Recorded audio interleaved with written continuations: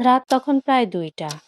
টোকিওর এক পুরনো হোটেলে কাজ করত ২১ বছরের এক জাপানি মেয়ে, আইকো। চুপচাপ স্বভাবের মেয়েটা ইন্টারনেটে অদ্ভুত সব রিচুয়াল নিয়ে ঘাটাঘাটি করত।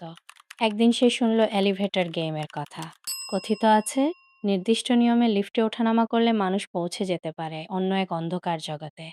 আইকো ঠিক করলো সে খেলাটা খেলবে। সিসিটিভি ফুটেজে দেখা যায় গভীর রাতে সে একা লিফটে ঢুকছে। প্রথমে ৪ তলায়, তারপর ২, তারপর ৬। এভাবে অদ্ভুত এক ক্রমে বাটন চাপতে থাকে। শেষ ধাপে লিফট থামে ১০ তলায়। দরজা খুলতেই দেখা যায় লম্বা চুলে মুখ ঢাকা এক রহস্যময় নারী দাঁড়িয়ে আছে। নিয়ম ছিল, কোনোভাবেই তার দিকে তাকানো যাবে না, কথা বলা যাবে না।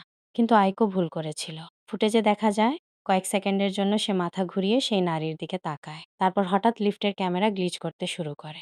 স্ক্রিনে স্ট্যাটিক, আর আইকো যেন ভয় পেয়ে পিছিয়ে যায়। এরপর দরজা বন্ধ হয়ে যায়। তারপর সে আর কখনো জীবিত ফিরে আসেনি। ২ দিন পর হোটেলের অতিথিরা অভিযোগ করতে থাকে। পানির ট্যাঙ্কের পানি থেকে অদ্ভুত গন্ধ আসছে। কর্মচারীরা ছাদে গিয়ে ট্যাঙ্ক খুলতেই জমে যায় সবার রক্ত। ভেতরে ভাসছিল আইকোর নিথর দেহ। সবচেয়ে ভয়ঙ্কর ব্যাপার হলো, পুলিশ রিপোর্টে বলা হয় ছাদের দরজা ভেতর থেকে লক ছিল। সেখানে যাওয়ার কোনো সিসিটিভি ফুটেজও পাওয়া যায়নি। যেন মেয়েটা হঠাৎ করেই উধাও হয়ে গিয়েছিল। আর পরে মৃত অবস্থায় পানির ট্যাঙ্কে পাওয়া যায়। আজও অনেকে বিশ্বাস করে আইকো এলিভেটর গেম শেষ করতে পারেনি। আর সেই রহস্যময় নারী তাকে নিজের জগতে টেনে নিয়েছিল। কেউ কেউ বলে মাঝরাতে ফাঁকা লিফটে একা উঠলে এখনো মাঝে মাঝে দেখা যায় ভেজা কাপড় পরা এক জাপানি মেয়ে চুপচাপ দাঁড়িয়ে আছে কোনায়।